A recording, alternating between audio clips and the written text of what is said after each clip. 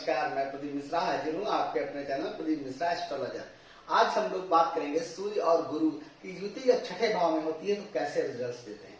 जैसा कि आप इस कुंडली में देख रहे हैं, जहाँ पे सूर्य और गुरु बैठे हुए हैं इसे हम कहते हैं छठा भाव। और छठे भाव में सूर्य और गुरु की युति हो रही है, तब हम आपको ये बताएं कि छठा भाव रिप्रेजेंट किन चीजों को करता है। देखिए, छठा भाव जो होता है ऋण, रोग, शत्रु, कंपटीशन, इन चीजों का घर होता है और मामा का घर भी होता है। इन्हें भी हम छठे भाव से रिप्रेजेंट करते हैं कि छठे भाव में जब सूर्य और गुरु की युति होती है तो वहां से जब दोनों ग्रह अपनी सप्तम दृष्टि से देखेंगे तो द्वादश भाव को देखेंगे। द्वादश भाव में उनकी सप्तम दृष्टि पड़ेगी, गुरु की और सूर्य की। क्योंकि यहाँ पे अगर हम बात करें कि सूर्य और गुरु कैसे रिजल्ट्स देंगे, देखिए ऐसे जातक होते क्या है, ऐसे जातक चतुर होते हैं, होशियार होते हैं और ऐसे जातकों के अंदर ये क्वालिटीज होती हैं कि इनको ऐसे जातक कोई बेवकूफ नहीं बना सकता कि अगर उनको कोई फ्रॉड करना चाहे तो उनके साथ फ्रॉड नहीं कर सकता। ऐसे जातक जिंदगी में आगे बढ़ते हैं, प्रशासनिक सेवा में भी जाते हैं, लेकिन कहीं ना कहीं उनको उसके लिए थोड़ी सी मेहनत ज्यादा करनी पड़ती है, क्योंकि ऐसे जातक कंपटीशन से नहीं घबराते। गुरु यहाँ पे बैठे हुए हैं, ऐसे जातक कंपटीशन से नहीं घबराते और कंपटीशन में आगे सक्सेस भी होते हैं। लेकिन ऐसे जातकों को मेहनत करनी पड़ती है जिंदगी में, कंपटीशन में कभी नहीं पीछे होंगे। अगर आप कोई कंपीट कर रहे हैं, अगर किसी चीज का एम बना के चलेंगे तो ऐसे जातक उन चीजों में पीछे नहीं होते। और अगर बात करें ऐसे जातकों को, सूर्य क्या करता है, सूर्य जो इनको एक मन के अंतर आत्मा में जो इनको एक सोच देता है, तो सोच ये होती है कि ऐसे जातक हमेशा लोगों से घिरे रहना पसंद करते हैं, क्योंकि ऐसे जातक ऐसे पद पे पहुंचने का प्रयास करते हैं जहां से लोग इन्हें इनके कार्यों को, बताए हुए कार्य को करें। क्योंकि ऐसे जातक जो होते हैं कि जिंदगी में एक हासिल करना चाहते हैं पद,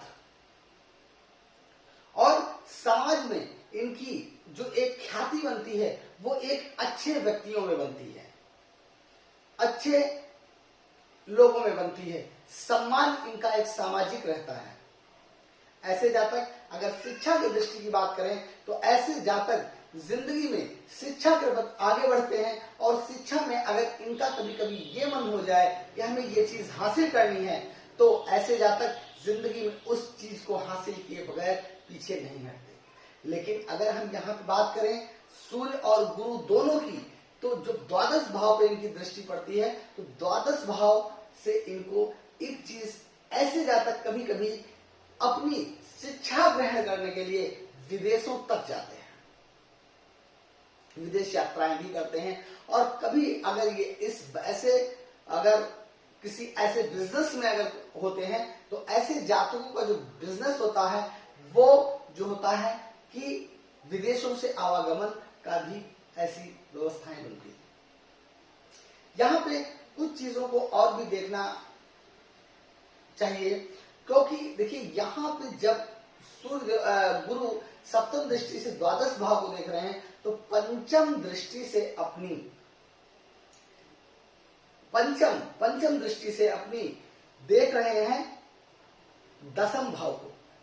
और दसम भाव किन चीजों को रिप्रेजेंट करता है, दसम भाव जो रिप्रेजेंट करता है वो कार्य को, कर्म को फिर रिप्रेजेंट करता है। तो ऐसे जातक कभी कभी आपको किसी धर्मशास्त्र या अध्यापक के रूप में कार्य करते भी दिख जाएंगे। ऐसे जातक कभी कभी इनका जो एक मन होगा वो दूसरे को ज्ञान देना, उससे उसको आगे बढ़ाना और उस ज्ञान को समाज में फैलाना। ऐसे जातक कभी कभी इन और भी मुड़ जाते हैं ऐसे जातक।